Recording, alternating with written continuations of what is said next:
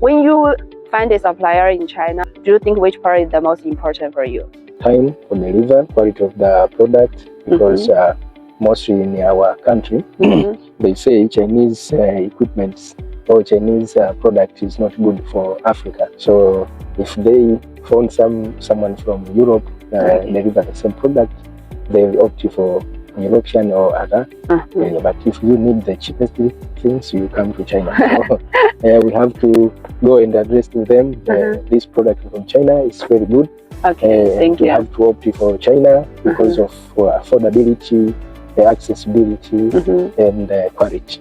Yes, but it depends on what kind of products. Even from China, they are good quality. Like our products, steel structure buildings. Yes. We have done many projects in Africa and other countries. And like I talked with Jim just now, some clients, they are also construction company. They keep order projects with us every year. We have cooperated over 5 years. Okay.